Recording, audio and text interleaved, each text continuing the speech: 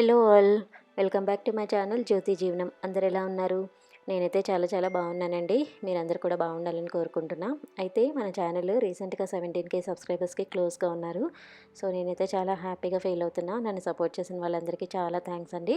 అట్లానే మన ఛానల్ని ఫస్ట్ టైం కనుక ఎవరైనా చూస్తున్నట్టయితే ప్లీజ్ సబ్స్క్రైబ్ మై ఛానల్. మన ఛానల్లో gardening, home related, home organizing, అట్లని travel vlogs, home cooking videos ఇట్లాంటివి అయితే ఉంటాయి. కుకింగ్ అయితే మరీ టూ మచ్గా ఏమి ఉండదండి. ఇంట్లో మనం ఏమేమి చేసుకుంటామో అట్లాంటి కుకింగ్ మాత్రమే చేయగలను నేను. సో అదే చేస్తాను, నాకు అదే ఇష్టం కూడా. అండ్ అట్లాగే మార్నింగ్ లేచిన తర్వాత గార్డెన్ అంతా ఒకసారి రౌండ్ వేసేస్తాను. పెట్స్ ఏమైనా వచ్చాయా, లేకపోతే పూలు ఏమొచ్చాయి, కూరగాయలు ఏమొచ్చాయి, ఒకసారి అన్నీ చెక్ చేసేసుకొని ఒక రౌండ్ అయితే వేసేసి ఇంకా లోపలికైతే వచ్చేసి నైట్ డిష్ వాషర్ వేస్తానండి. సో ఆ డిష్ వాషర్లో ఉన్న అంట్లన్నీ ఒకసారి అయితే సదిరేసుకుంటాను. సో అది అయితే నా డైలీ మార్నింగ్ లేవగానే ఇట్లానే ఉంటుంది మ్యాక్సిమం. తర్వాత ఇందాక మనం మెంతులు కొంచెం లైట్గా దూరగా వేపుకున్నాం కదా, వాటిని మిక్సీ అయితే పట్టేసుకుంటాను. యాక్చువల్గా ఇది పౌడర్ ఇట్లా కొట్టుకొని పెట్టుకోవడం వల్ల మనం ఎర్లీ మార్నింగ్ కొంచెం వామ్ వాటర్లో హాఫ్ టీ స్పూన్ అట్లాగా వేసుకొని తాగామనుకోండి చాలా ఎనర్జెటిక్గా అనిపిస్తుంది. బ్లడ్ షుగర్ కూడా కంట్రోల్లో ఉంటుందన్నమాట. ఇది డయాబెటిక్ లేని వాళ్ళు కూడా యూజ్ చేయొచ్చండి. మాకు లేదు, బట్ స్టిల్ మేము యూజ్ చేస్తామన్నమాట. ప్రాబ్లమ్స్ ఏమీ రావు. చక్కగా మనకి కాన్స్టిపేషన్ ప్రాబ్లమ్స్ కానీ, లేకపోతే ఎక్కువ నీరసంగా అనిపించినా కూడా కొంచెం ఎనర్జెటిక్గా ఉంటుంది. సో అందుకని ఇది తాగుతూ ఉంటామన్నమాట మార్నింగ్ లేచిన తర్వాత.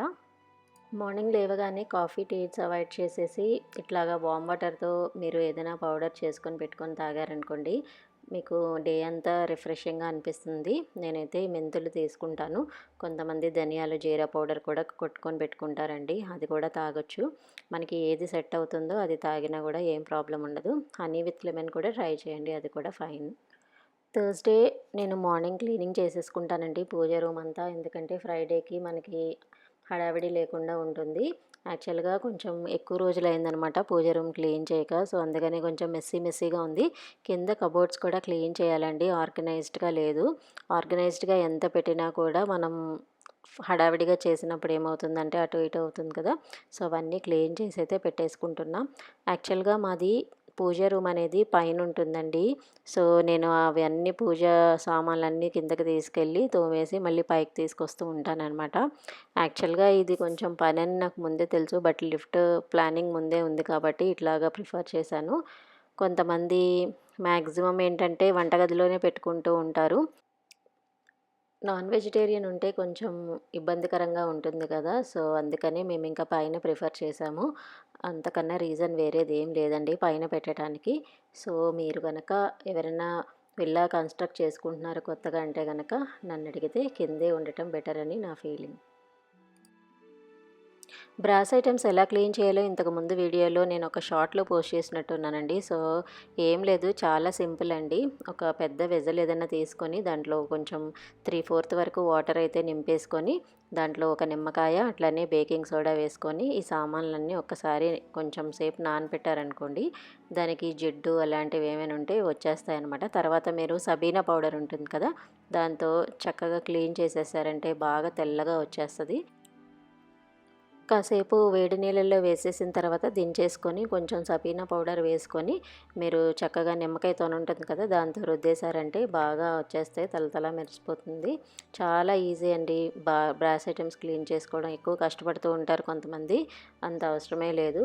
మీరు లేదు మా ఇంట్లో బేకింగ్ సోడా లేదు అంటే కూడా ప్రాబ్లం ఏమీ లేదు. మీరు ఓన్లీ నిమ్మకాయ, సబీనా పౌడర్ యూస్ చేసి కూడా క్లీన్ చేసుకోవచ్చు. ఈ రెండు టిప్స్లో ఏదైనా పర్వాలేదు, చాలా ఈజీగా మనం క్లీన్ అయితే చేసేసుకోవచ్చు.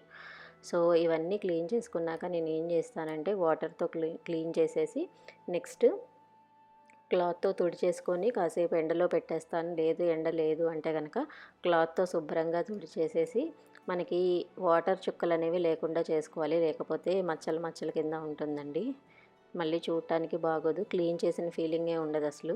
చూస్తున్నారు కదా బాగా షైనీగా వచ్చేసాయి సామాన్లు. చాలా ఈజీ అండి బ్రాస్ ఐటమ్స్ క్లీనింగ్ అనేది.